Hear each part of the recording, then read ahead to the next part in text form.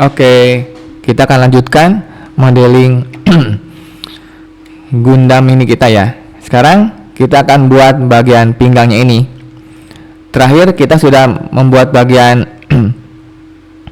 pinggang samping ya. Sekarang kita teruskan ke bawah.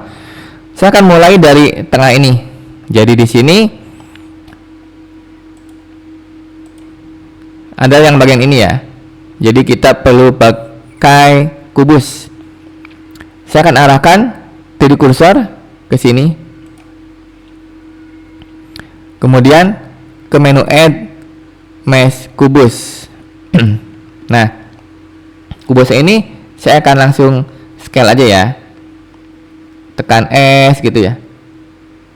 Samakan dulu lebarnya. Kemudian SZ untuk ketinggian. Nah, ini kalau kita lihat ini scale-nya belum apply ya. Jadi belum satu. Jadi nanti sebelum masuk modeling kita akan apply-kan dulu. Tapi sekarang kita atur dulu untuk besarannya ya, supaya kurang lebih sama di situ.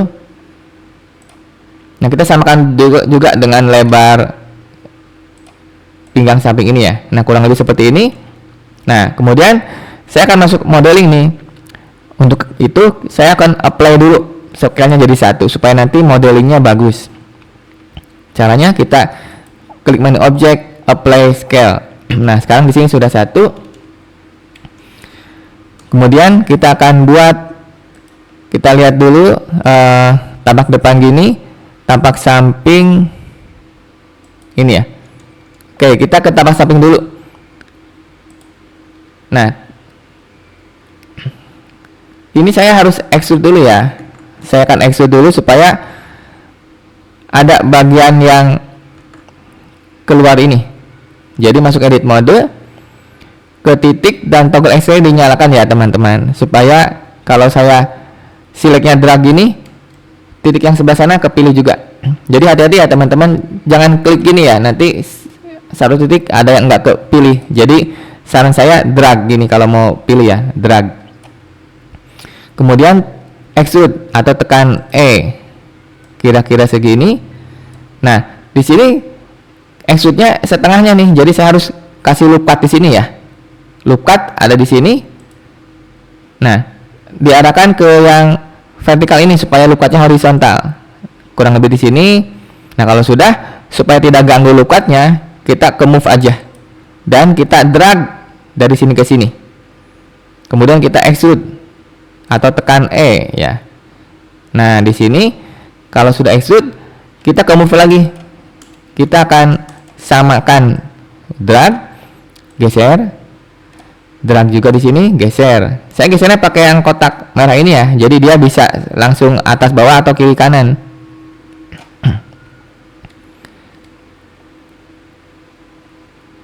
Oke, jadi seperti ini.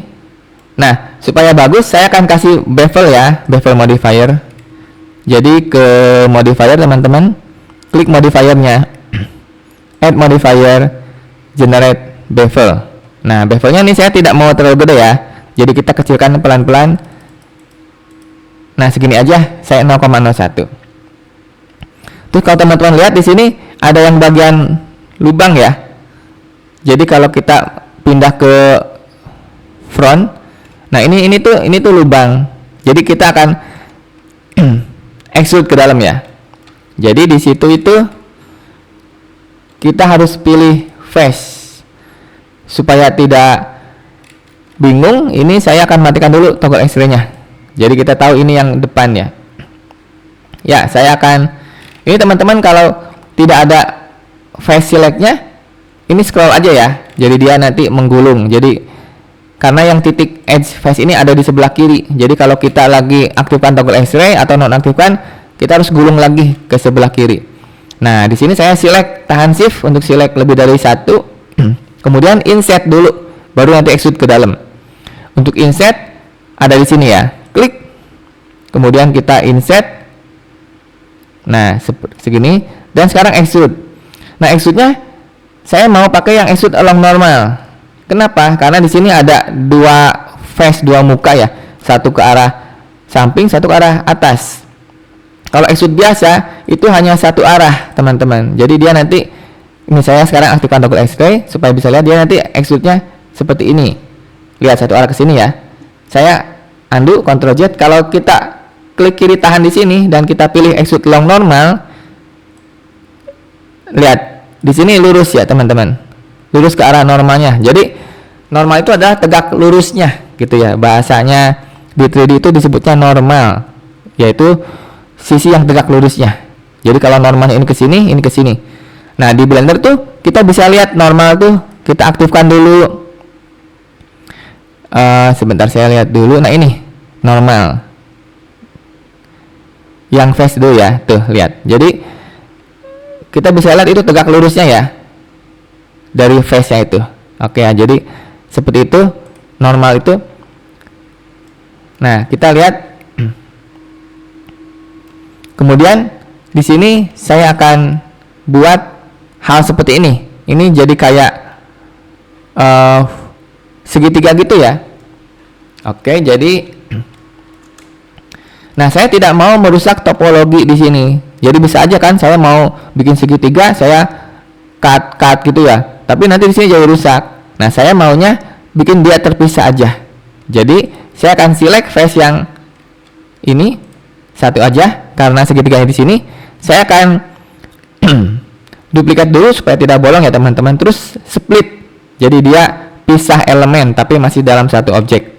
Oke, caranya kita ke face, kita ke mesh, duplicate ya, di situ klik kanan aja supaya tetap di situ. Atau kalau mau di kedepannya dikit nggak apa-apa, supaya kita gampang selectnya. Dan ini sudah nih, ini sudah pisah ya. Kalau mau pisah objek itu kita ke separate selection. Tapi ini saya maunya tetap satu elemen ya, tetap satu objek tapi beda elemen maksud saya. Jadi kalau misalkan satu objek beda elemen itu, kalau saya ke objek mode, dia itu satu objek. Tapi kalau kita ke edit mode, dia itu terpisah. Ya, ini elemen satu, ini elemen yang satunya. Nah, di Blender itu kalau kita tekan shortcut A, itu pilih satu objek. Coba saya klik dulu sembarang tempat, tekan A itu pilih satu objek. Tentunya dengan semua elemen di dalamnya. Tapi kalau saya mau hanya elemen ini aja, nah itu caranya saya arahkan mouse saya ke elemen tersebut dan tekan L.